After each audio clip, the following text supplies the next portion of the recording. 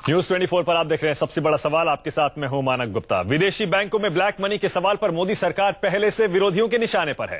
कांग्रेस लगातार पूछती रही है 100 दिन में काला धन वापस लाने का मोदी का वादा क्या हुआ। हर हिंदुस्तानी के बैंक अकाउंट में मोदी कब डलवाएंगे 15-15 लाख रुपए। इस बीच आज रेडियो पर मन की बात करते हुए मोदी ने ऐसी बात कह दी जिससे कांग्रेस को अपना हमला तेज करने का मौका मिल गया। कांग्रेस कह रही है कि मोदी या तो चुनाव से पहले झूठ बोल रहे थे या फिर पीएम बनने के बाद अब झूठ बोल रहे हैं। दरअसल मन की बात करते हुए मोदी आज बोल गए कि उन्हें नहीं पता विदेशों में भारत का कितना काला पैसा जमा है। ना उन्हें मालूम है, ना पिछली सरकार को मालूम था, ना किसी और को पता है। साथ में मोदी ने यह जरूर कहा कि एक बार मैंने जो कमिटमेंट कर दी तो वो कर दी, एक एक पाई वापस लाऊंगा। विरोधी कहते हैं मोदी के यू टर्न के बाद तो उनके कमिटमेंट पर भरोसा ही नहीं किया जा सकता। एक खरगोश तक नहीं ला पाएंगे मोदी, यहां तक कह गए कुछ विरोधी। यानी ब्लैक मनी पर एक बार फिर आमने सामने आ गए हैं प्रधानमंत्री और उनके विरोधी। इसीलिए आज का सबसे बड़ा सवाल यही है, पीएम बनने के बाद काले धन के आंकड़े कैसे भूल गए मोदी, और क्या रेडियो पर मन की बात करने से वापस आ जाएगा काला धन। इसी पर होगी बहस, लेकिन पहले देखिए हमारी ये रिपोर्ट। जहां तक काले धन का सवाल है, ब्लैक मनी का सवाल है, मेरे देशवासी, आपके इस प्रधान सेवक पे आप भरोसा कीजिए। मोदी ने रेडियो पर मन की बात की, खुलकर बोले, पिछली बातों को याद किया। लेकिन जब मोदी काले धन पर बोले तो उन्होंने ब्लैक मनी को वापस लाने का चुनावी कमिटमेंट दोहरा दिया। पर काले धन पर मोदी की मन की बात पर विपक्ष ने सवालिया निशान लगा दिया है। जो लोग चुनाव में और चुनाव से पहले सारे देश को गुमराह करते थे कि लाखों करोड़ रुपया विदेशी बैंकों के अंदर है, जो कहा करते थे हर आदमी के हिस्से में कम से कम 3 लाख रुपए आएगा, आज वो प्रधानमंत्री बने तो ये कह रहे हैं कि उन्हें ये नहीं मालूम कि विदेश के अंदर 2 रुपए हैं कि 2 अरब रुपए हैं। ये ताज्जुब की बात है और अफसोस की बात है। मैं ये कहना चाहता हूं कि ये अभी भी उस सपने का जिसका कभी पूरा नहीं होना है, उसको जानबूझ के पकड़े हुए हैं। अब मन की बात कह रहे हैं तो पहले के बेमन की बात कर रहे थे, और अभी बोलने के बाद भी मेरी चुनौती है और मशवरा है कि इससे खरगोश भी नहीं आएगा देश में। विरोधी कह रहे हैं पीएम बनने के बाद काले धन के आंकड़ों को कैसे भूल गए मोदी। हर हिंदुस्तानी के लिए 15 लाख क्या, 3 लाख क्या, एक खरगोश भी नहीं ला पाएंगे मोदी। ब्लैक मनी पर मोदी की मन की बात को विपक्ष धोखा बता रहा है। विरोधी पूछ रहे हैं क्या मोदी उन लोगों पर भी कार्रवाई करेंगे जिन्होंने चुनाव में इन बड़ी पार्टियों को चंदा दिया है। एडवर्टाइजमेंट और मीडिया कैंपेन पे खर्च हुआ 15,000 करोड़। आया कहां से ये पैसा? अगर ये सूची जो उनको अब प्रधानमंत्री होने के नाते उनके सामने पहुंची होगी, उसमें से ऐसे भी लोग हैं जो उनको मदद किया अपने चुनाव में, क्या उन पे कार्रवाई होगी? जिन लोगों का नाम आया, 3 लोगों का, काले धन रखने वालों का, उसमें से उसके साथ ही ये भी खबर आई कि बहुत मोटी मोटी रकम बीजेपी को भी चंदा में दिए हैं। विरोधी भले ही मोदी के कमिटमेंट पर सवाल उठाएं, लेकिन बीजेपी को भरोसा है मोदी अपना वादा जरूर पूरा करेंगे। आदरणीय श्री मोदी जी जो भी कुछ बोलते हैं वह कमिटमेंट के साथ बोलते हैं। उस बोलने के पीछे की विश्वसनीयता होती है, और उन्होंने जो ये कहा है निश्चित रूप से उसको करके दिखाएंगे। मोदी मानते हैं कि काले धन के सही आंकड़ों का अभी तक पता नहीं है, लेकिन काला धन वापस लाने का दावा भी कर रहे हैं। ऐसे में सबसे बड़ा सवाल यही है, क्या रेडियो पर महज मन की बात करने से काला धन आ जाएगा। Bureau report, news 24। तो आज का सबसे बड़ा सवाल यही है, क्या पीएम बनने के बाद काले धन के आंकड़े भूल गए हैं मोदी। साथ ही में एक छोटा सा सवाल और भी जुड़ा हुआ है, क्या हर हिंदुस्तानी को अब अपने बैंक अकाउंट में 15-15 लाख रुपए डिपॉजिट होने का सपना देखना छोड़ देना चाहिए, और क्या मन की बात रेडियो पर करने से आ जाएगा काला धन। इसी पर बहस करने के लिए बीजेपी से संबित पात्रा और कांग्रेस से अखिलेश प्रताप सिंह थोड़ी देर में मेरे साथ जुड़ेंगे। अखिलेश जी जुड़ गए हैं, संबित जी अभी आ रहे हैं, और यहाँ स्टूडियो में मेरे साथ अनुराग मित्तल हैं, जाने माने चार्टर्ड अकाउंटेंट, लीगल और पॉलिटिकल एनालिस्ट, काले धन पर काफी काम किया है, एडीआर से जुड़े रहे हैं, वर्ल्ड बैंक से काम किया है, और यहाँ प्रोफेसर अरुण कुमार हैं जेएनयू के, इन्होंने भी काले धन पर काफी काम किया है, काफी जानकारी रखते हैं। आप सभी का स्वागत है। अखिलेश जी, संबित पात्रा भी आ रहे हैं। अखिलेश जी सुन पा रहे हैं? तो पहला सवाल आप ही से है अखिलेश जी, आप ये क्यों कह रहे हैं कि मोदी या तो आप झूठ बोल रहे थे या पहले या पहले झूठ बोल रहे थे या आप झूठ बोल रहे हैं, ये क्यों कह रहे हैं आप? वो इसलिए कह रहे हैं कि पूरे चुनाव में माननीय मोदी जी और उनके सारे प्रवक्ता और राष्ट्रीय अध्यक्ष प्रेस कॉन्फ्रेंस करके ये कहते थे कि हमारी बीजेपी की टास्क फोर्स ने 2011 में एक सूची जारी की जिसमें बताया कि 87 लाख करोड़ रुपया काला धन विदेशों में है, वो ये सरकार ले आवे और उसके नाम उजागर करे जो नाम आ गए हैं। अब मन की बात जनता की पता लग गई है मोदी जी को, क्योंकि जनता जान रही है कि मोदी जी ने उन्हें छल और कपट से सत्ता ले लिया है। आकाशवाणी हो गई है कि अब काला धन 2 रुपए है कि 5 रुपए है कि कितने हैं मुझे नहीं पता। तो पहली बात कि उन्होंने जब तब कहा और अब मुकर रहे हैं गद्दी पे आते ही, इसके लिए उन्हें देश से माफी मांगना चाहिए। दूसरी बात, जो उन्होंने भविष्य की आकाशवाणी कर दी कि कितना रुपया है क्या है, हमें इसकी जानकारी नहीं है, हमें अभी कुछ नहीं पता है। एक तरफ से इशारा कर दिया उन ब्लैक मनी वालों को कि भाई बेफिक्र रहो, क्योंकि पूरे चुनाव में इन्हीं ब्लैक मनी के पैसे से बीजेपी का कितना जबरदस्त चुनाव अभियान चला था। वो तो गेहूं बेच के तो पैसे आया नहीं थे, इन्हीं लोगों के पैसे थे। तो जो आज यू टर्न किया है माननीय प्रधानमंत्री मोदी जी ने, चुनाव प्रचार में काले धन का आरोप बीजेपी पर लगाने से पहले एक बार जरूर सोच लिया करिए, हर बार, क्योंकि आपके लिए भी जो फंडिंग होती है चुनाव लड़ने की वो भी उन्हीं स्रोतों से आती है जिनके लिए आप बीजेपी पर आरोप लगा रहे हैं। लेकिन मेरा सवाल दूसरा है आपसे, क्योंकि हम आंकड़ों की आज बात कर रहे हैं। अखिलेश जी, जब आपकी पार्टी सरकार में थी तब मई 2012 में श्वेत पत्र प्रणब मुखर्जी जी ने जारी किया था और उस श्वेत पत्र में भी कोई आंकड़ा नहीं था। अखिलेश जी, सच्चाई तो यही है कि आज वाकई किसी को नहीं मालूम है कि देश का कितना काला पैसा बाहर जमा है। तो आज अगर मोदी जी कह रहे हैं कोई नहीं जानता, तो सच है, वो तो बिल्कुल सच है, किसी को नहीं मालूम कितना पैसा बाहर है। तो इसमें इतना हल्ला क्यों हो रहा है? आप ये कहते ना कि काला धन है, कितना है मुझे नहीं पता, लेकिन आप तो अपनी टास्क फोर्स की टीम के आंकड़े बता रहे थे। जो श्वेत पत्र है और जो प्रणब मुखर्जी जी ने पार्लियामेंट में और उसके बाद इकोनॉमिक एडिटरों के साथ बातें कही हैं, वो कोई पढ़े ठीक से तो किसी को कोई शंका संशय नहीं रहेगा। जब चार एक्सपर्ट लोगों की राय से, जो एक्सपर्ट हैं दुनिया में काले धन के बारे में बताते हैं, कुछ उसमें इंटरनेशनल लोग भी हैं, उन लोगों के अनुमान से करीब 22 से 23 लाख करोड़ रुपए विदेशों में भारत के काला धन होने का है। वो इस आंकड़े पे है जिसका उस श्वेत पत्र में जिक्र है। लेकिन मोदी जी भी कह रहे हैं और ये सच है कि आपकी सरकार को भी मालूम नहीं था कुल कितना काला धन है। ये बात तो सच है, ये भी मान लीजिए आप, क्योंकि श्वेत पत्र में साफ है कोई आंकड़ा नहीं है। लेकिन आप दोनों की तुलना, यही तो गलत, आप तर्क क्यों कर रहे हैं? हम तो कह रहे हैं कि कितना है कितना नहीं है, ये कंफ्यूजन है, लेकिन वो तो ऑथेंटिक कहते थे इतना है। दोनों में फर्क ये है मानिक, वो ऑथेंटिक कहते थे। 2011 में बीजेपी की टास्क फोर्स ने 86 पॉइंट समथिंग लाख करोड़ बताया था।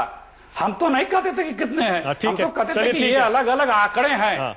कितना है कंफर्म नहीं है, ठीक है, कितना है कंफर्म नहीं है। ये 4 एजेंसियों का उस श्वेत पत्र में जिक्र भी है कि बड़े जानकारों के कि इतना इतना ये बता रहे हैं। ठीक है, वैसे डोमेस्टिक भी इंटरनेशनल भी हैं। ठीक है, वैसे कुछ इंडिपेंडेंट एस्टिमेट्स भी हैं, जैसे ग्लोबल फाइनेंशियल इंटेग्रिटी बोलती है 462 अरब डॉलर 2008 तक 1948 से लेकर इतना जमा कराया गया था, लगभग 28 लाख करोड़ हो जाता है। ये स्विस नेशनल बैंक बोल रहा था कि कुल 14,000 करोड़ रुपए एक साल में जमा कराए गए हैं, जबकि साल 2012 में 9,514 करोड़ था, जो बढ़ के 14,000 करोड़ हो गया। अनुराग जी भी हमारे साथ हैं। अनुराग जी, क्विक कमेंट आपसे ले रहा हूं मैं। ये बात तो सच है ना, किसी को नहीं मालूम है कि विदेशी बैंकों में कितना काला धन है, किसी को नहीं मालूम है, हर कोई अंधेरे में तीर चला रहा है। ऐसे में मोदी जी अगर प्रधानमंत्री के तौर पर ये कह रहे हैं तो सही है, यानी सरकार के पास भी आंकड़ा तो नहीं है। देखिए, एक तो जो आंकड़ा होता है वो जो आपने अभी फिगर्स कोट की काफी रेलेवेंट, और इसमें स्विस नेशनल बैंक की जो आपने कोट की है ये ऑथेंटिक फिगर आई थी, जो कांग्रेस की तरफ से एक लेटर गई थी कि हम ये इस तरीके की इन्वेस्टिगेशंस करना चाहते हैं, हम ये बेसिकली काला धन लाना चाहते हैं, जो एक मुहिम चली थी 2009 में पिटीशन डालने के बाद। उसमें स्विस नेशनल बैंक की ऑफिशियल फिगर आई थी, तो उस डेटा, ये उस वक्त का डेटा था। लेकिन सवाल कांग्रेस ये कह रही है कि हम ये नहीं कह रहे हैं कि उनको पता है नहीं पता है, लेकिन इलेक्शन से पहले कुछ और अब कुछ और। देखिए, इसमें मैं बड़े न्यूट्रल वे में कहूंगा, कांग्रेस ने भी अच्छे काम किए, बीजेपी ने भी किए, लेकिन इसमें आप एक चीज देखिए, जब आप ऑफिशियल पोजीशन पर आते हैं, अब आप प्राइम मिनिस्टर हैं, आपके पास बहुत सारे डेटा सोर्सेज आते हैं, तो जो आप प्री प्राइम मिनिस्टर के तौर पर कहते हैं वो एक सब्जेक्टिव फिगर हो सकती है, लेकिन एक चीज आपको अप्रिशिएट करनी चाहिए, ऐसा prime minister now he is speaking what he is getting sources from official sources, तो वो ये भी वो शो कर रहे हैं, गुमराह नहीं कर रहे। चलिए ठीक है, संबित पात्रा स्वागत है, आप जुड़ गए हैं हमारे साथ। सबसे बड़ा सवाल में संबित पात्रा, एक छोटा सा बयान पढ़कर सुना रहा हूं आपको। 7 नवंबर 2013 प्रधानमंत्री मोदी ने कहा था, एक बार ये जो चोर लिटेरों के पैसे विदेशी बैंकों में जमा है ना, उतने भी हम ले आए ना, हिंदुस्तान के एक एक गरीब आदमी को मुफ्त में 15-20 लाख रुपए यूं ही मिल जाएगा। इतने रुपए हैं, ये मोदी जी ने कहा था, कोट कर रहा हूं उनको। और आज मन की बात करते हुए मोदी जी कह रहे हैं, किसी को पता नहीं है, ना मुझे पता है, ना सरकार को पता है, ना आपको पता है, ना पहले वाली सरकार को पता था कितना धन बाहर है। कांग्रेस बोल रही है तो तब झूठ बोल रहे थे, बोल रहे। देखिए मानक जी, मैं कुछ सुन नहीं पाया हूं इससे पहले किसने क्या बोला है और पूरे विषय को, मगर आपने अभी सवाल पूछा है, मैं जवाब दूंगा। थोड़े से मजाकिया अंदाज में शुरू करते हैं, फिर सीरियस होते हैं। आप देखिए, आज मोदी जी ने देश के सामने मन की बात कही, जो रेडियो कार्यक्रम वो करते हैं उसका नाम उन्होंने मन की बात रखी है। आप सोचिए कि अगर इसी प्रकार का एक कार्यक्रम मनमोहन सिंह जी करते तो उसका क्या शीर्षक होता? उसका शीर्षक होता मैडम की बात। वो मैडम की बात रखते। आज तक मैडम की बात 10 वर्षों तक सुना गया है, पहली बार देश किसी प्रधानमंत्री के मन की बात को सुन रहा है। और यहां मैं बहुत ध्यान से कह दूं कि प्रधानमंत्री जी ने परिपक्वता का, मैच्योरिटी का परिचय दिया है। वो अब प्रधानमंत्री हैं। स्वाभाविक रूप से जब वो कहते हैं कि मैं काला धन लेके आऊंगा, इस पे मैं आपको आश्वासित कर रहा हूं, तो उसमें यह प्रोसेस भी इंक्लूडेड है कि कितना काला धन बाहर है, उसका सटीक फिगर भी मैं बताऊंगा और वो भी वापस लेके आऊंगा। ये प्रोसेस में इंक्लूडेड है, ये प्रोसेस से बाहर नहीं है। टेक्निकल आपका एक वादा संबित पात्रा पहले ही झूठा साबित हो चुका है। 100 दिन में वापस लाएंगे। आप कहें तो पढ़कर सुना दूं, राजनाथ सिंह ने कहा था साफ साफ, और तारीख भी बता देता हूं, 100 दिन के अंदर काला धन वापस लाएंगे, ये कहा था। नरेंद्र मोदी जी ने कहा था 15 से 20 लाख रुपए एक आदमी के अकाउंट में जमा हो जाएगा। तो दूसरा वादा भी हिंदुस्तानी पूछ रहा है कि हमारे अकाउंट में 15-20 लाख अब नहीं आने वाले हैं, क्योंकि मोदी जी ने कह दिया मुझे नहीं पता कितने पैसे हैं। बिल्कुल नहीं, बिल्कुल नहीं। आप अगर ध्यान से देखेंगे तो बहुत सारी एजेंसीज ने पिछले वर्षों में बहुत सारे अमाउंट रखे। ग्लोबल नेशनल इंटीग्रिटी जो कंपनी है, उन्होंने एक फिगर रखा था, लगभग 500 अरब डॉलर का रखा था। ठीक उसी प्रकार स्विस नेशनल अथॉरिटीज ने, उन्होंने एक रकम रखा था 14,000 करोड़ रुपए का। चाहे वो 14,000 करोड़ रुपए हो या 500 मिलियन डॉलर हो, रकम तो है बहुत सब्सटैंशियल और बहुत बढ़िया। और इस रकम को हिंदुस्तान में हम ले आएंगे, जरूर लाएंगे, तो स्वाभाविक रूप से हिंदुस्तान का कायाकल्प होगा, इसमें कोई शक नहीं है। और आप आज प्रधानमंत्री को जिस प्रकार, संबित पात्रा एक सेकंड, शोभा ओझा कह रही हैं, कांग्रेस की प्रवक्ता है, शोभा ओझा कह रही हैं कि आप रेडियो पर मन की बात तो कर रहे हैं, अपने मन की बात, लेकिन आम आदमी के मन की बात तो यह है कि 15 लाख रुपए कब आएंगे। उसको आप पूरे तरह से डॉज कर गए, जो वादा आपने चुनाव से पहले किया गया था। आम आदमी के मन की बात है 15 लाख रुपए अकाउंट में कब आएंगे।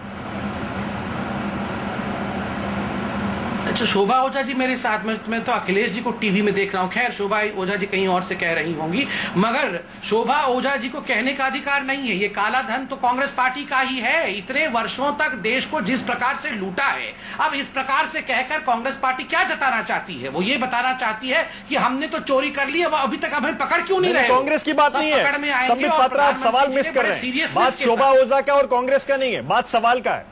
बात सवाल की है, सवाल का जवाब दे दीजिए आप। हाँ, तो ये आप पूछ लीजिए। शोभा मैं पूछ लेता हूं, मैं पूछ लेता हूं, आम आदमी के मन की बात यह है 15 लाख रुपए कब आएंगे। मैं आपको जवाब देता हूं। मैं पूछ लेता हूं, आम आदमी के मन की बात यह है कि 15 लाख रुपए कब आएंगे।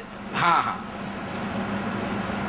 बिल्कुल बिल्कुल आप पूछ सकते हैं। देखिए, मैं जवाब देता हूं। जिस गंभीरता के साथ, जिस सीरियसनेस के साथ, जिस क्लैरिटी के साथ आज प्रधानमंत्री जी ने अपनी मन की बात में कहा है कि आप विश्वास रखिए, मैं प्रधान सेवक हूं और ये मेरे लिए आर्टिकल ऑफ फेथ है, मैं इस काम को करके ही अंजाम दूंगा।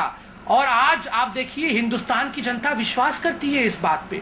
देखिए यहां हम डिबेट कर सकते हैं, रेटोरिक कर सकते हैं, मगर जब तक आप विश्वास नहीं करेंगे एक ऐसे प्रधानमंत्री पे जिसने हिंदुस्तान के कायाकल्प में अपना एक बहुत बड़ा योगदान रखा है, तो फिर ये कुछ देश आगे नहीं बढ़ सकता है। विश्वास तो करना पड़ेगा ना, और जनता विश्वास कर रही है। मैं ये अपने सीने से कह रहा हूं कि जनता विश्वास कर रही है। हमने कालाधन जनरेट नहीं किया, जो जनरेट करने वाले हैं वो आज तमाम सवाल पूछ रहे हैं, उनसे जो कह रहे हैं कि हम कालाधन वापस लेके आएंगे। संबित पात्रा एक और बयान बता रहा हूं आपको। शरद यादव ये कह रहे थे कि आप अगर आज मन की बात करते हुए मोदी जी कह रहे हैं कि काले धन के बारे में कोई फिगर नहीं है, इसका मतलब पहले जब कह रहे थे कि 15 लाख रुपए देंगे वो बेमन की बात थी। इसका मतलब इससे तो अंदाजा ये लगता है कि एक खरगोश भी वापस नहीं आने वाला है। काला धन तो दूर की बात है।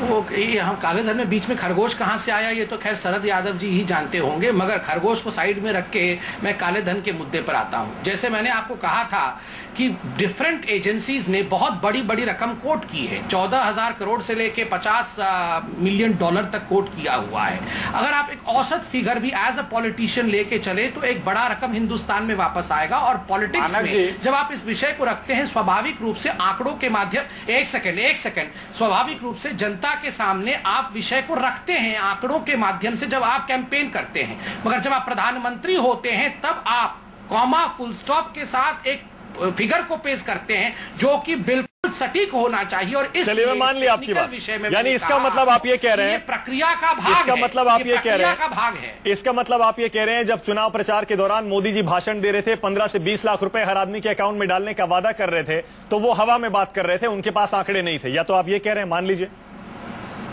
नहीं, वो औसत, मैंने कहा ना वो औसत की बात कर रहे थे। जब प्रधानमंत्री हैं तब सटीक फिगर, ये प्रोसेस का भाग है कि जब हम कालाधन वापस लाने का पूरा काम जो चला रहे हैं उसी प्रोसेस में ये फिगर भी आएगा और exact dot and full stop comma के साथ वो फिगर आपको दी जाएगी और वो रकम भी वापस लाया जाएगा। प्रोफेसर अरुण कुमार, आप सहमत हैं इससे कि एक विपक्षी नेता के नाते तो आप औसत लगाकर आपने कह दिया 15 लाख 20 लाख देंगे एक आदमी को, और अब पीएम बनने के बाद तो ठीक है, चलिए मान लिया फिगर नहीं है तो पीएम बनने के बाद कह दिया, लेकिन पहले वो वादा क्यों किया था? देखिए वो तो इलेक्शन का एक वादा था और उस समय पता नहीं था कि क्या है कितना है। तो मैं कुछ पॉइंट्स क्लियर कर दूं कि देश में करीब 50% जीडीपी का ब्लैक इनकम जनरेशन होता है हर साल, उसमें से रफली 10% बाहर जाता है। तो इस साल 65 लाख करोड़ रुपए की ब्लैक इनकम जनरेट होगी देश में, जिसमें कि 6.5 लाख करोड़ रुपए बाहर जाएगा, और उसमें से भी समझिए करीब 1.5-2 लाख करोड़ रुपए राउंड ट्रिपिंग के जरिए से वापस आ जाएगा देश में। उसके बाद जो बाकी बचा उसमें से कुछ हिस्सा खपत हो जाएगा, आप रियल एस्टेट में डालेंगे, आप उससे कंजम्पशन करेंगे, कुछ आप बिजनेस में इन्वेस्ट करेंगे।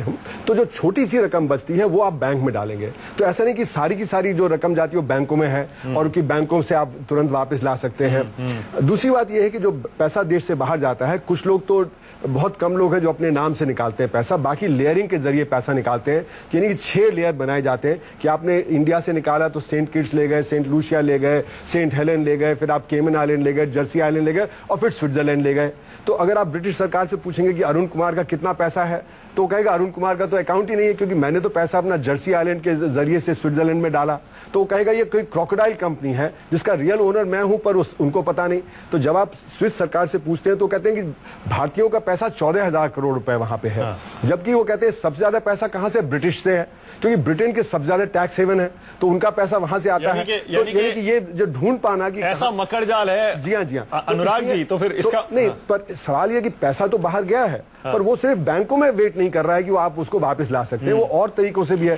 तो 90% तो यहाँ पे है, उसको आप पकड़ेंगे तो 10% भी पकड़ में आएगा। अच्छा, मोदी जी तो कह रहे हैं मैंने एक बार कमिटमेंट कर दी तो कर दी, मैं तो एक एक पाई वापस लेकर आऊंगा, लेकिन जैसे प्रोफेसर साहब बता रहे हैं ऐसा लगता है कि आसान नहीं है, बहुत मुश्किल है। देखिए मैंने पहले भी आपके चैनल पे कहा था एक लेमैन लैंग्वेज में पैसा वापस लाना बिल्कुल नेक्स्ट टू इम्पॉसिबिलिटी है, चाहे कोई भी सरकार हो।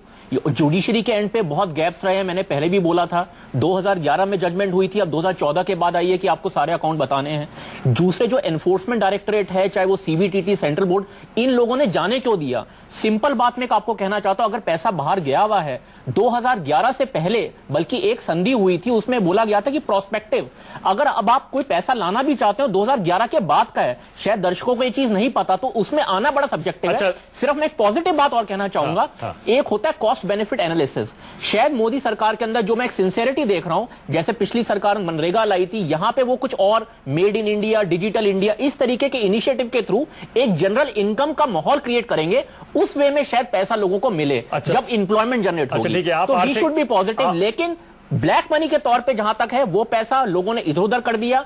आप 2011 के बाद की बात कर रहे हैं, उस वक्त तो लोगों को पता था। ठीक है, और प्रोफेसर साहब भी वही बोल रहे हैं। ठीक है, यानी कि 15 लाख 20 लाख रुपए एक आदमी को मिलेगा, वो पूरा नहीं होने वाला है वादा। बिल्कुल, वो वादा पूरा नहीं होने वाला, पॉसिबल नहीं है, चुनावी वादा है, वो पूरा नहीं होगा। लेकिन मैं यहाँ पे एक सपोर्ट करूंगा, अब एस एन ऑफिशियल, वो गवर्नमेंट के स्पोक्स पर्सन है, एस एन ऑफिशियल, उन्होंने वो दोबारा गुमराह करने वाली बात नहीं की है। देखिए, इलेक्ट्रल फंडिंग, अगर आज इलेक्ट्रल रिफॉर्म हो जाते हैं, जिसपे काफी काम किया है मैंने भी, ये मेन कंपल्शन उसकी है। नो कॉन्फिडेंस मोशन कोई भी पार्टी लाना नहीं चाहती। आप शायद बहुत अच्छे हो, राजीव गांधी शायद बहुत अच्छे हो, सोनिया गांधी में इंडिविजुअली अच्छी हो, आपके मनमोहन सिंह अच्छे हो, जो और भी प्राइम मिनिस्टर कह चुके हैं, इवन मिस्टर मोदी साहब भी कह चुके हैं पिछली सरकार ने अच्छा किया है। लेकिन आपको एक टीम के साथ काम करना पड़ता है। जेटली साहब के एंड पे बहुत गैप्स रहे हैं, मैं ऑफिशियली आपको बोल रहा हूं, काफी जिस तरीके से करना चाहिए था SNFM उन्होंने नहीं किया। लेकिन जो मोदी साहब की एक अप्रोच है वो काफी पॉजिटिव। चलिए अखिलेश जी मान लीजिए, अब तो आप भी मान लीजिए कि चुनाव के समय में सारी पार्टियां ऐसे ऐसे वादे करती हैं। एक सेकंड में आ रहा हूं संबित पात्रा, सारी पार्टियां ऐसे ऐसे वादे करती हैं, सारे नेता वादे करते हैं, और सरकार बनाने के बाद ऐसे तो बहुत सारे वादे आपके भी होंगे जो पूरे नहीं हुए होंगे। अखिलेश जी, आप फिर वही सबको जनरलाइज करने की बात करते हैं। हम एक तथ्य के साथ मोदी जी पे, उनके बयानों पे एक तथ्यात्मक आरोप लगा रहे हैं। वो आरोप सबको पता लग गया कि उन्होंने तब झूठ बोला था, अभी भी झूठ बोल रहे हैं। अभी हमने आकाशवाणी और मन की बात की जिक्र किया था, तब भाई संबित पात्रा जी नहीं थे, तो संभवतः वो मजाक की बात नहीं करते। लेकिन अब उन्होंने एक मजाक किया है। तो अभी कुछ दिनों पहले हिंदुस्तान में तमाम अलर्ट जारी हुए कि इबोला से बड़ा खतरा है इस देश को, तो बहुत से सोशल मीडिया पे न्यूज़ें आई, यहाँ तो पहले ही से बड़बोला है, इबोला क्या कर लेगा। तो वो अलग बात है कि रोज बोलने वाले हमारे माननीय प्रधानमंत्री जी कब क्या बोल रहे हैं। खैर, ये बता दूं आपको कि 2004 से यूपीए ने अखिलेश जी को लाने के लिए बात शुरू की थी। अखिलेश जी, सिर्फ एक छोटी सी बात कह दूं, दिया है। अखिलेश जी, आप जो बड़बोला होने की बात कर रहे हैं, लेकिन देश तो इस समय आंख बंद करके और मोदी जी की हर बात पर भरोसा करने को तैयार है। आपकी तो कोई सुनने को तैयार है। आज उनका भाषण क्यों हुआ? आज उनका भाषण क्यों हुआ? क्योंकि उन्होंने रियलाइज किया है कि हमें जनता हमारे नजरों में गिरा चुकी है, तभी तो सफाई दे रहे थे। उनके कदम अगर ऐसे रहे होते तो आज उन्हें जनता के बीच में सफाई देने के लिए खड़ा नहीं होना पड़ता। आज वो सफाई दे रहे थे और उन लोगों को भी जवाब दे रहे थे जिनका काला धन विदेश बाहर है कि बेफिक्र रहो, अभी पता नहीं कितना है, तुम लोग चैन से सो। अरे संबित पात्रा हंस रहे हैं, कैसा आरोप लगा रहे हैं आप? संबित पात्रा हंस रहे हैं। नहीं, ठीक है, मैं ऑथेंटिक बातें कर रहा हूं। दे दूं क्या? मैं कोई हवा में नहीं। 9,900 अकाउंट की जांच हुई थी, प्रणब मुखर्जी जी ने 2 साल में की थी, और उसमें 32,000 करोड़ रुपए बाहर से हिंदुस्तान आए भी थे। डोमेस्टिक अकाउंट्स की भी जांच हुई थी। और इन सारे चीजों को कैसे, देखिए, ब्लैक मनी कैसे जनरेट होती है, हो सकती है कैसे कैसे, उसको क्या नियम बदले जाएं। 10-12 सर, आपकी सरकार ने काले धन पर क्या किया था, अगर इस पर डिबेट करेंगे अखिलेश जी, बहुत मुश्किल हो जाएगा। वही मैं कह रहा हूं, पार्लियामेंट में यूपी ने क्या किया था, काले धन पर बिल पास किए, फंस जाएंगे सर। आप जानना नहीं चाहते हैं पर हैं आप उसमें। अरे भी पता है 2014 तक फंसाइए ना, सरकार ने क्या किया, गलत बोलना, फंस आप जाएंगे, फंस आप जाएंगे। अरे हम क्यों फंस जाएंगे? अरे हम क्यों फंस जाएंगे सर? हमारा काला धन नहीं है, हम क्यों फंस जाएंगे? नहीं, गलत बोलने के, गलत बयानी पे फंसेंगे, तथ्यों पे बात करिए, अखिलेश जी तथ्यों पर बात करिए। फिर आप ब्लैक मनी, आप बताइए, 5 साल में 2011 में सुप्रीम कोर्ट ने कहा SIT बनाइए, 2014 तक SIT नहीं बनी। आप सुनिए ना, वैसे मत करिए। कैसे नहीं बनी? कैसे नहीं बनी मानव गुप्ता जी? 2011 जुलाई 4 को SIT बनी। दो जस्टिस उसके चेयरमैन और वाइस चेयरमैन था, नाम गिनाऊं? कैसे कह रहे हैं आप नहीं बनी? सर वो SIT नहीं थी। सर वो SIT नहीं थी। वो जस्टिस BP जीवन रेड्डी एंड जस्टिस, हाँ SIT बनी थी। SIT बनी थी 4 जुलाई 2011 के जजमेंट में रिटायर्ड जस्टिस बीपी जीवन Reddy, retired justice MB Shah और आईबी सर, आपको कोई गलतफहमी है? अनुराग मित्तल साफ कर देंगे, एक सेकंड में। कोई गलतफहमी? क्या वो एसआईटी थी? कमेटी थी, वो कमिटी थी, एसआईटी नहीं थी। सुप्रीम कोर्ट ने वो कमिटी थी। 2 एक्सपर्ट अखिलेश जी यहाँ बैठे हुए हैं। अखिलेश जी 2 एक्सपर्ट बैठे हुए हैं, वो एसआईटी नहीं थी, वो कमिटी थी। वो सुप्रीम कोर्ट ने कहा कि उसको एसआईटी में कन्वर्ट किया जाए, लेकिन सरकार ने उसके खिलाफ एक पिटीशन फाइल कर दी। सर, आपकी सरकार ने तो ये पिटीशन डाल दिया था कि एसआईटी बनाने का अपना ऑर्डर वापस ले लीजिए, मॉडिफाई कर दी। 2014 में आपकी सरकार ने तो सुप्रीम कोर्ट से ये दरखास्त की थी कि एसआईटी बनाने का ऑर्डर आप वापस ले लीजिए। बात आप क्यों कर रहे हैं? बनी थी ना सर, कमेटी बनी थी, आपने एसआईटी नहीं बनाई थी अखिलेश जी। बनी थी एसआईटी तो एक मिनट अरे बनी हाई कमेटी थी वो। सुप्रीम कोर्ट ने ये जजमेंट दिया था ना, बनी थी ना। सर, आपको कब कहा था? अगर आप सुनना चाहते हैं सुन लीजिए, मेरे पास पूरा जजमेंट है। सरकार को कब कहा था, बेईमान कहा था, धोखा दे रही है सरकार, ये कहा था सुप्रीम कोर्ट ने अपने जजमेंट में। आप सुनना चाहते हैं तो मैं आपको पूरा जजमेंट पढ़ के सुना देता हूँ। 4 महीने में मानक जी, 1 मिनट, 4 महीने में 16 बार सुप्रीम कोर्ट ने 4 मामलों में इस केंद्र की सरकार को मात्र 5 महीने में कोड़े बरसाए हैं। चाहे वो काला धन हो, चाहे गंगा हो, चाहे वो दिल्ली की सरकार का हो, और चाहे एक अब मुद्दे से भटक रहे हैं अखिलेश जी आप। चलिए कोई बात नहीं, ठीक है, लेकिन क्योंकि आज का सवाल मोदी जी से नहीं, कोल ब्लॉक मामला हो। ठीक है अखिलेश जी, ना ये बात सही है जो आप कह रहे हैं, लेकिन हम फिर से मुद्दे पर आ रहे हैं। और सुप्रीम कोर्ट नहीं, सुप्रीम कोर्ट ने कहा कि किसके लिए अम्ब्रेला लगा रहे हैं। ठीक है। आज का सबसे बड़ा सवाल है, क्या पीएम बनने के बाद काले धन के आंकड़े भूल गए हैं मोदी, और क्या मन की बात रेडियो पर करने से आ जाएगा काला धन? इसी के साथ हम ये भी पूछ रहे हैं, क्या हर हिंदुस्तानी के बैंक अकाउंट में जो 15 से 20 लाख रुपए जमा करवाने का वादा मोदी ने चुनाव से पहले किया था, क्या वो वादा कभी पूरा होगा? संबित पात्रा, अखिलेश प्रताप सिंह और अनुराग मित्तल और प्रोफेसर अरुण कुमार हमारे साथ हैं। संबित पात्रा, एक और आंकड़ा आपको बता रहा हूं। 2008 में अडवाणी जी ने जब ये मुद्दा उठाया था काले धन का, तब कहा था 25 लाख करोड़ विदेशी बैंकों में जमा है। और 2011 में आपकी पार्टी ने कहा था एक रिपोर्ट में कि 250 बिलियन डॉलर, यानी हिंदुस्तान की जीडीपी का करीब 20% उस समय विदेशी बैंकों में जमा है। तब आपके पास आंकड़े थे विपक्ष में, लेकिन सरकार में आने के बाद आंकड़े आप भूल गए। ऐसा क्यों है संबित पात्रा? देखिए, इससे पहले कि मैं आपके प्रश्न का जवाब दूं, जवाब जरूर दूंगा मैं पहले अखिलेश जी को कह दूं, ये इबोला बड़बोला जो जोक है, ये प्लीज जाके राहुल गांधी को सुनाएं। गुब्बारे ट्रॉफी के साथ खेलना उनको पसंद है, ये सब जनता को सुनाने की आवश्यकता नहीं है। अब मैं प्रश्न के उत्तर पे आता हूं। देखिए, स्वाभाविक रूप से अभी जैसे अरुण कुमार जी सबसे हमारे बीच जानकार व्यक्ति बैठे हैं, इन्होंने एक बहुत महत्वपूर्ण विषय रखा। 50% जीडीपी हिंदुस्तान का काले धन के रूप में कहीं ना कहीं बाहर जाता है, और किस प्रकार से उसको एक डिवीजन करके उन्होंने बहुत स्पष्ट रूप से पूरे विषय को समझाया। ठीक उसी प्रकार अगर आप किसी और प्रोफेसर से पूछेंगे, उनका राय समान तो नहीं होगा, उससे थोड़ा भिन्न होगा, मिलता जुलता सा होगा। ठीक काले धन के विषय में सभी लोगों ने अलग अलग राय रखे। भारत में ऑपोजिशन पार्टी के नाते ये हमारा फर्ज था, धर्म था कि हम इन विषयों से लोगों को अवगत कराए। 2009 से काले धन के मुद्दे को लेकर किसी ने अगर जनता में एक पूरा अवेयरनेस कैंपेन किया तो वो भारतीय जनता पार्टी ने किया। सरकार में आने के पश्चात प्राइम मिनिस्टर का धर्म होता है कि वो जो र्यूमर मॉन्गरिंग है, एग्जैक्ट अमाउंट जब तक नहीं आती है उसको वो रख नहीं सकते हैं। और जब उन्होंने कहा कि मैं पैसा लाऊंगा, तो मैं बार बार कह रहा हूं ये टेक्निकल प्रोसेस का पार्ट है कि कितना पैसा है वो डिटरमाइन होगा और उसके बाद ही लाएंगे। इन दोनों को एक साथ देखने की आवश्यकता है, अलग अलग देखने की आवश्यकता नहीं है। बड़ा विषय है कि जो जनरेट करने वाले हैं पैसा, वो इस प्रकार से प्रश्न न उठाएं। और अभी जिस प्रकार से देश को गुमराह करने की कोशिश कर रहे थे अखिलेश जी, ये कह के कि उन्होंने एसआईटी बनाया, मुझे तो समझ में नहीं आ रहा है कि कांग्रेस के प्रवक्ता ऐसे कह कैसे सकते हैं। आप देखिए, जब एसआईटी बनाने की बात 2011 में सुप्रीम कोर्ट ने कही, तो मेरे पास वर्डिक्ट रखा है, आप कहें तो पढ़ के भी बता दूं। उन्होंने एक इन्वर्टेड कॉमास में एक शब्द लिखा है सुप्रीम कोर्ट ने कि vociferously opposed by the government. SIT formation को वोसिफरसली अपोज किया गवर्नमेंट में। और 2013 में चिदम्बरम साहब ने रिव्यू पिटीशन तक डाला है कि किसी भी कीमत पे एसआईटी बनना नहीं चाहिए। जिस कमेटी की वो बात कर रहे हैं, जीवन रेड्डी कमेटी, वो जीवन रेड्डी कमेटी सुप्रीम कोर्ट ने बिठाया था, एसआईटी नहीं थी। वो एसआईटी बनने के लिए सुप्रीम कोर्ट कह रही थी। देश को भटकाना किसे कहते, वो आपके चैनल पे अभी भी हो रहा है। आप देखिए, जो कांग्रेस के प्रवक्ता बैठ के बोल रहे हैं कि हमने एसआईटी बनाई, उसका नामकरण भी कर दिया कि रेड्डी कमेटी एसआईटी थी। अखिलेश जी, जजमेंट की कॉपी मेरे पास भी है। कमेटी 2 जजों की, जो एक चेयरमैन थे और एक वाइस चेयरमैन थे, बाकायदे उस जजमेंट में ये उनको बनाया गया था कौन वाइस चेयरमैन है कौन चेयरमैन है, और 2 उसके डायरेक्टरों का जिक्र है। पहली बात।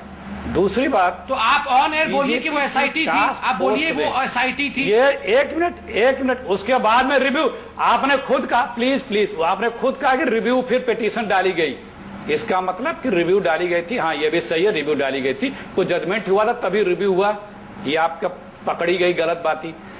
तो दूसरी बात, जजमेंट हुआ था एसआईटी बनाने के लिए, आपने डाला कि एसआईटी नहीं बननी चाहिए, सुप्रीम कोर्ट ने कहा नहीं बनाना पड़ेगा, तब आपने रिव्यू डाला। जजमेंट की कॉपी मेरे पास भी है, जजमेंट की कॉपी मेरे पास भी है। थोड़ा सा धीरज रख लें, थोड़ा सा धीरज रख लें। एक मिनट कंफ्यूजन न करें, अधीर ना हो, सुधारिए, थोड़ा सा धीरज रख लें। क्यों कहा हमें इस देश को 87 लाख करोड़ रुपए चाहिए, इस देश को 87 लाख करोड़ रुपए चाहिए, जो 15 लाख रुपए पर हेड मोदी जी ने कहा था। इस देश को उससे मतलब है, तकनीकियों से कोई मतलब नहीं है। और आपने कैसे एक कह दिया कि मुझ पे विश्वास करो?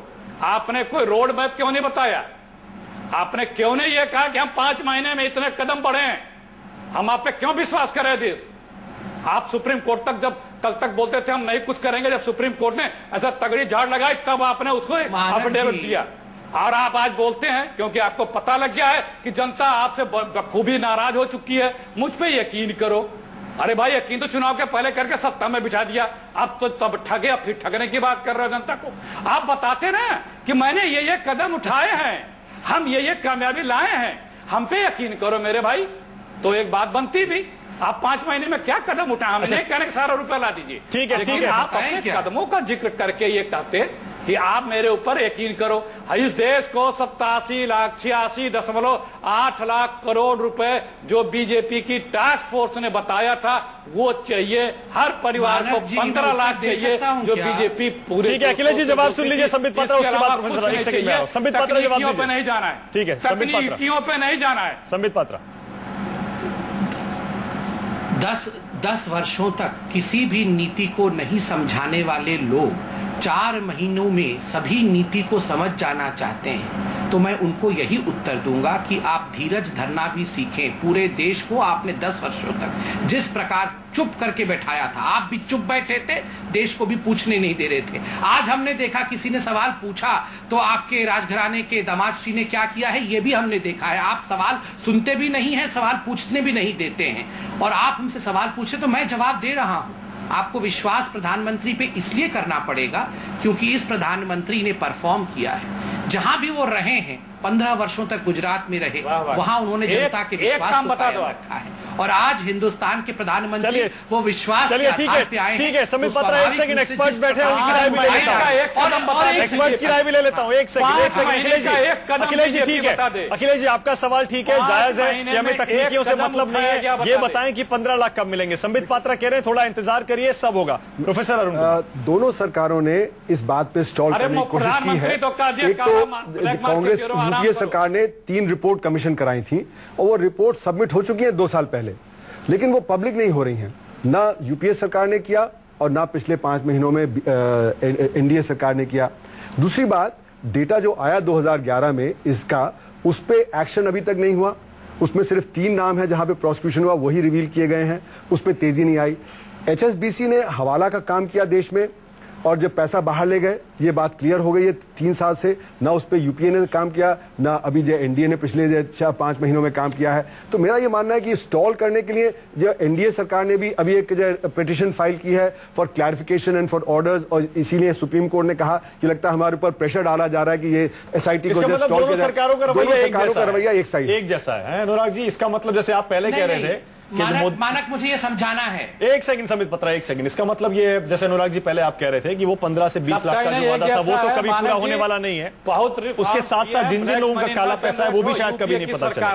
देखिए, मैं इसमें आपको जो पहले भी बोला, उसमें क्लॉज ऑलरेडी कांग्रेस की तरफ से आ चुका था कि 2011 के बाद की इंफॉर्मेशन, जितना भी डेटा है वो सब साफ हो चुका है, या डायरेक्टली अपने नाम पे नहीं रखते। मेरा सिर्फ कहना, और दोनों ही पार्टियों ने सेम एप्लीकेशन मूव की थी कि आपको नाम बताने में हमें दिक्कत है, प्राइवेसी के इश्यूज हैं, लेकिन लेकिन इलेक्ट्रल फंडिंग का इसका मेन रीजन है जिसकी वजह से उनकी कंपल्शन है। मेरा सिर्फ कहना यह, अगर, और मैं यह साथ में यह भी कहना चाहूंगा, जो मैंने आपको शुरू में बोला, मोदी साहब की नीयत जरूर साफ है, लेकिन जो उनके साथ टीम में लोग हैं, चाहे वो जेटली साहब हैं या जो अटॉर्नी जनरल हैं, मैं इन्हीं के पार्टी के स्पोक्स पर्सन है डॉक्टर सुब्रमण्यम स्वामी या जेठमलानी साहब हैं, उन्होंने खुद कहा था आप हमें 1 महीने का टाइम दीजिए, हम ला सकते हैं। और मैं खुद आपको बोल रहा हूं, ऐसे प्रोविजंस हैं, ऐसे इंटरनेशनल ट्रीटी हैं, यूएनसीएसी है, जिसके अंदर विद इन 1 मंथ अगर नियत हो, लेकिन इलेक्ट्रल फंडिंग का ऐसा इशू है जिसकी वजह से ये तो रिपोर्ट्स में आया हुआ है। अच्छा, मैं आपसे पर्सनली दोनों से छोटा छोटा सवाल पूछ रहा हूं। पर्सनली मोदी जी ने चुनाव से पहले वादा किया था और चुनाव के बाद वो कह रहे हैं कि मुझे नहीं पता। आपको ठीक लगता है या आपको लगता है कि ये गलत है? मतलब ऑपोजिशन में रह के आप कुछ भी कह सकते हैं। संबित पात्रा कह रहे हैं एक औसत उन्होंने आंकड़ा लिया था, आप सहमत हैं इससे? रिस्पॉन्सिबल ऑपोजिशन का काम नहीं था कि आपने इस बात को इस तरह से उठाया। अनुराग मित्रा, इसमें मैं जरूर एग्री करूंगा, जो पहले उन्होंने स्टेटमेंट दी थी, थोड़ा उसको एक और मैच्योर वे में, थोड़ा और कंसीडरेट वे में उसको देना चाहिए। संबित पात्रा, दिग्विजय सिंह तो यहां तक कह रहे हैं this is fekuism at its best. जैसे आप पहले बड़बोला की और टॉफी गुब्बारों की बात हो रही थी, वो फेकू एक वर्ड यूज कर रहे हैं, आपको पता है बहुत ट्विटर पे चलता है। वो भी कह रहे हैं देश से माफी मांगनी चाहिए मोदी जी को इसके लिए। देखिए, दिग्विजय सिंह जी को बहुत सीरियसली मत लीजिए। उनको अभी वो राहुल गांधी को प्रेसिडेंट बनाना है, नहीं करना है, सोनिया जी को हटाना है, उस काम में बिजी रहने दीजिए, उनको सीरियसली मत लीजिए। मगर अरुण कुमार जी बहुत सीनियर व्यक्ति हैं, उन्होंने 2 पॉइंट रखे हैं, मुझे देश को वो क्लैरिफाई करना है, क्योंकि अरुण जी यहाँ सीनियर हैं। पहला, अरुण जी ने कहा कि हमने कोई रिव्यू डाला है, क्लैरिफाई करने के लिए डाला है। वो समझा दूं कि 2011 में जब SIT के विषय में सुप्रीम कोर्ट ने वर्डिक्ट दिया था, उसमें उन्होंने कहा था कि अगर आप नाम डिक्लेयर कर देते हैं बिना इन्वेस्टिगेशन के और बिना कंक्लूसिव प्रूफ के कि उस व्यक्ति का नाम लिस्ट में है, तो बहुत अनर्थ हो जाएगा, इसलिए नाम डिक्लेयर नहीं होना चाहिए। पर 2014 में जब उन्होंने एक वर्डिक्ट दिया, अर्थात सुप्रीम कोर्ट ने दिया, तो उसमें कहा गया कि नहीं, DTAA को मानने की आवश्यकता नहीं है, नाम डिक्लेयर उन 8 लोगों का कर दीजिए, जबकि अभी तक कंक्लूसिव एविडेंस मतलब प्रोसिक्यूशन पूरा नहीं हुआ है। तब सरकार ने क्लैरिफिकेशन मांगा कि दोनों वर्डिक्ट में कॉन्ट्राडिक्शन है, इसलिए सुप्रीम कोर्ट हमें क्लैरिफाई करे कि दोनों में से कौन सा विषय हमें मानना है। ये बहुत मैच्योर मूव है, ये कोर्ट में होता है, क्लैरिफिकेशंस मांगी जाती है। क्लैरिफिकेशन आपने उसके अंदर जो भी लिखा हुआ कि पिटीशन ये थी कि सुप्रीम कोर्ट अपना ऑर्डर बदल दे, सुप्रीम कोर्ट ने कहा था हम एक शब्द नहीं बदलेंगे। आप उसमें टेक्निकली उसे आप क्लैरिफिकेशन मांगना चाहिए। बिल्कुल नहीं, मैंने कहा क्लैरिफिकेशन, मेरे पास जजमेंट नहीं, साफ कहा है हम एक शब्द नहीं बदलेंगे, एक शब्द नहीं बदलेंगे, ये कहा है सुप्रीम कोर्ट ने। मानव जी 1 सेकंड मैं बोल रहा हूँ, और कल सुबह तक सारे के सारे नाम देने चाहिए। मानव जी, बीजेपी बोलिए, मुझसे पूछा गया है, बीजेपी झूठ बोलने की चलती। 1 सेकंड अखिलेश जी, आप ये समझ लीजिए, मैंने अभी कहा था क्लैरिफिकेशन जो है, इनको देखिए, दोनों पहले इन्होंने कहा, आप पहले रॉबर्ट वाड्रा को संभालिए, बाद में बीजेपी के विषय में चिंता करिएगा। प्रेस कॉन्फ्रेंस करके कहा था कि बार-बार प्रेस कॉन्फ्रेंस करके कहा करे कि सारे नाम उजागर करें। पूछा गया है, ये क्यों उजागर क्यों नहीं कर रहे हैं? जब यूपीए की सरकार ये बोलती थी कि नाम उजागर करने में ये तकनीकी समस्या है, तब ये कहते थे कि हम नाम उजागर कर सकते हैं, करें, तुरंत करें। और इनके सारे प्रवक्ताओं ने, इनके राष्ट्रीय अध्यक्ष ने प्रेस कॉन्फ्रेंस करके कहा था कि नाम उजागर न करने की कोई बाउंडेशन नहीं है। और अब सत्ता में आने के बाद ये बताते हैं कि नाम उजागर करने का बाउंडेशन है, फिर देश को गुमराह कर रहे हैं। ये गुमराह करने वाली पार्टी है, सन 25 से कर रही है, इस बार कामयाब होगा गुमराह करने में। चलिए सुन लीजिए, जवाब सुन लीजिए संबित पात्रा का, बस समय खत्म हो रहा है मेरे पास। संबित पात्रा का जवाब सुन लीजिए, करने लगे, आकाशवाणी करने लगे। वो जवाब नहीं देने देंगे ना, उनको राहुल गांधी जी ने कहा चिल्लाते रहना है, बोलने नहीं देना है दूसरों को। हाँ, देखिए, इसका मैं क्लैरिफिकेशन दे दूं। 27 जून दिख रहा है, सही खौफ दिख रहा है। यही राहुल गांधी आप लोगों को घाट नदी के किनारे पहुंचाएगा, यही राहुल गांधी, खौफ दिख रहा है। अच्छा, राहुल गांधी से डर गई बीजेपी? मैं तो बहुत डर गया हूँ राहुल गांधी से। अब जो मत सुनाइए, अब सुन लीजिए उत्तर। को पता होता है कि हमारा, मैं डर गया हूँ राहुल जी से, अब उत्तर सुन लीजिए, शांत हो जाइए। अखिलेश जी, 44 सीट वाले राहुल गांधी से बीजेपी जड़ गई। 44 सीट वाले राहुल गांधी से मैं डरा हुआ हूँ राहुल गांधी से ऑलरेडी, और क्यों डरा रहे हैं? मैं डरा हुआ हूँ ऑलरेडी राहुल गांधी से, क्यों डरा रहे हैं? क्यों डरा रहे हैं? झूठ फरोग नहीं चलता। हाँ, उत्तर नहीं चलता। देखिए, 27 जून 2014 को भारतीय जनता, अरे भगवान, 27 जून 2014 को भारतीय जनता पार्टी ने SIT को, जिसको कि सुप्रीम कोर्ट ने गठित किया है, उसे तमाम लिस्ट सुपुर्द कर दिया था। सुप्रीम कोर्ट के साथ एक इंटरव्यू में ठीक है, हाँ सही है, सुप्रीम कोर्ट के पूरे विषय के बाद ठीक है, संबित पात्रा ये पॉइंट क्लियर है, ये बहस हम कर चुके हैं पहले। संबित पात्रा एक सेकंड, मेरे पास आज कम से कम 12-15 बयान है। अखिलेश एक सेकंड, 15 लाख रुपए चाहिए हर आदमी के खाते में। बस समय खत्म हो रहा है। संबित पात्रा आज देखिए ट्विटर पर देखिए, कोर्ट में तकनीकी बातें होती है। एक सेकंड संबित पात्रा, मेरे पास 10-12 नेताओं के बयान है। अखिलेश एक सेकंड, संबित पात्रा मेरे पास 10-12 नेताओं के बड़े बयान है और मेरे पास ट्विटर पे बहुत सारे आम लोगों के बयान है। हर कोई ये कह रहा है 15 लाख कब आएंगे, ये बताइए यू टर्न क्यों ले लिया मोदी जी ने? बिल्कुल यू टर्न नहीं है। कांग्रेसियों के नाम जो इस लिस्ट में है वो भी घोषित होंगे, तमाम कांग्रेसी पकड़े जाएंगे, उनका पैसा जो उन्होंने देश से लूट के बाहर रखा है वो भी वापस आएगा और जनता को दिया जाएगा। और कांग्रेस जो जल्दबाजी में है शर्मिंदा होने के लिए, वो शर्मिंदा भी होगी, ये मैं आपके पास आज आश्वासित करता हूं। लाखों अभी तो जमानत 653 नाम ही आए हैं। जमानत पे जिस पार्टी का राष्ट्रीय अध्यक्ष उपाध्यक्ष जमानत पे है, वो पार्टी दूसरों को बता रही है कि पकड़े जाएंगे।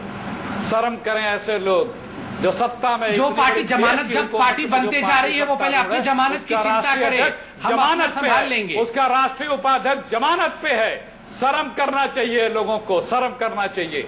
जमानत पे है और मैनिफेस्टो मेंबरशिप जारी करते हुए बयान दे रहे हैं कि कोई क्रिमिनल को मेंबर नहीं बनाया जाएगा। बगल में जमानत पे आदमी बैठा है और उस केसेज में कि जो आईपीसी की सारी बड़ी धाराओं को सुशोभित करता है। अच्छा अखिलेश जी मुद्दे से भटक रहे हैं, मुद्दे से भटक रहे हैं। इतना फ्रस्ट्रेशन ठीक नहीं है, आपका तो नाम लिस्ट में नहीं है, आप क्यों इतने फ्रस्ट्रेटेड? अच्छा एक छोटा सा आज का सबसे बड़ा सवाल है, क्या पीएम बनने के बाद काले धन के आंकड़े भूल गए हैं मोदी? संबित पात्रा, अखिलेश प्रताप सिंह, अनुराग जी और प्रोफेसर अरुण कुमार मेरे साथ हैं। प्रोफेसर साहब, क्या अक्सर ऐसा ही होता है कि जो ऑपोजिशन में पार्टियां होती हैं, जैसे आज मैं बयान पढ़ रहा हूं, सारे के सारे कह रहे हैं कि मोदी झूठ बोला, यू टर्न ले रहे हैं, और जब जैसे मोदी जी भी थे इसे कह रहे हैं, तो ये अक्सर होता है। इसको we should take it with a pinch of salt, इसको हमें स्वीकार कर लेना चाहिए कि होता ही है ये। जी हाँ, ये तो है ही, लेकिन मैं 2-3 बातें जल्दी से कहना चाहता हूँ। एक तो ये कि ये सिर्फ 654 नाम अभी आए हैं, लेकिन लाखों नाम है जहाँ पे कि जो काला धन जिनका बाहर है वो लिस्ट कब आएंगी? आईसीआईजी की लिस्ट बहुत समय से हमारे पास है, और एक जो विकीलीक्स के जो वो हैं असान साहब, उन्होंने जो स्विस बैंकों का डेटा उनके पास है, हमारी सरकार ने क्या किया उसको लेने का अभी तक, क्योंकि अभी तक जब तक लाखों नाम नहीं आएंगे तब तक ये इतना लाखों करोड़ रुपए कहां से आएगा? दूसरी बात, double taxation avoidance agreement white income के बारे में, ब्लैक इनकम के बारे में नहीं है, क्योंकि उसमें तो ये है कि अगर आपकी आमदनी स्विट्जरलैंड में है तो इंडिया में दोबारा ना टैक्स हो। ब्लैक इनकम तो कोई रिवील ही नहीं करता, ना स्विट्जरलैंड में ना इंडिया में, तो इसलिए डबल टैक्सेशन अवॉइडेंस एग्रीमेंट में आज तक तो कभी डेटा आया नहीं ब्लैक इनकम के बारे में। इसलिए हमको अन्य जो प्रयत्न करने पड़ेंगे देश में कि काले धन की अर्थव्यवस्था को रोका जाए और उससे जो पैसा बाहर जाता है वो यहां पकड़ा नहीं हो सकता। अनुराग जी, वो तो होने वाला है नहीं, क्योंकि यहां जो काला पैसा जनरेट होता है उसी से इलेक्टोरल फंडिंग होती है, तो इसीलिए कोई भी पार्टी नहीं चाहेगी कि वो काला धन जनरेट होना बंद हो जाए। देखिए, मैं यहां पे सिर्फ ये कहना चाहूंगा, गीता में कहा गया है जो आपका आज का कर्म है उसमें आप देखिए। मैं दोनों पार्टियों को ये बल्कि एक सजेशन दूंगा, अगर टैक्स लॉस को सिंप्लीफाई किया जाए, कुछ राज्यों में कांग्रेस की भी सरकार है, आप टैक्स बेस को वाइड करिए, सिंप्लीफाई करिए, ताकि लोगों की टैक्स कंप्लायंस बढ़े, जिसकी वजह से जो आप और मेरे पे आज इतना हैवी टैक्स लगता है वो घटे, जिसकी वजह से लोगों की सेविंग हो। सो 15 लाख आने के कई तरीके होते हैं। जो हो चुका 2011 है, उसके बाद की इंफॉर्मेशन है। आप कह रहे हैं कि वो 15 लाख लोगों तक पहुंचा सकते हैं आप, लेकिन तरीके दूसरे अपनाइए। देखिए, पहली चीज है वो तो पॉसिबल नहीं है, वो गुमराह किया जा रहा है, क्योंकि 2011 के बाद की इंफॉर्मेशन है, तब तक बहुत कुछ हट चुका है। लेकिन डायरेक्ट टैक्स महज 1% लोग देते हैं, आज भी 3% लोग फाइल करते हैं, लेकिन 99% लोग डायरेक्ट टैक्स के नेट में आते ही नहीं। वो इसलिए नहीं, क्योंकि 1% जो है ना, वहां पे सारी समस्या नहीं है, समस्या कहीं और है, और ये काफी व्यापक समस्या है। और जो हमारी एजेंसीज हैं, सीटीबीटी है, एनफोर्समेंट डायरेक्टर है, फाइनेंशियल इंटेलिजेंस, ये कर क्या रहे हैं? ये जाता क्यों है यहां से बाहर? आप लाए तो बाद में, पहले भेजिए ही मत। जाहिर है। तो आज सबसे बड़ा सवाल में संबित पात्रा कह रहे हैं कि मोदी जी ने कमिटमेंट कर दिया है, काला पैसा आएगा, एक एक पाई वापस आएगी और काला धन जमा करने वालों के नाम भी उजागर किए जाएंगे। अखिलेश प्रताप सिंह कह रहे हैं भरोसा नहीं है, क्योंकि यू टर्न मार रहे हैं, इलेक्शन से पहले कुछ और कह रहे थे और बाद में कुछ और कह रहे हैं। और हमारे एक्सपर्ट्स कह रहे हैं कि वो जो 15 से 20 लाख रुपए हर एक आदमी के हिंदुस्तानी के अकाउंट में जाने का वादा था, वो पूरा होने वाला है नहीं। तो आप उम्मीद छोड़ दीजिए, किस पर भरोसा करना है ये भी आपका काम है।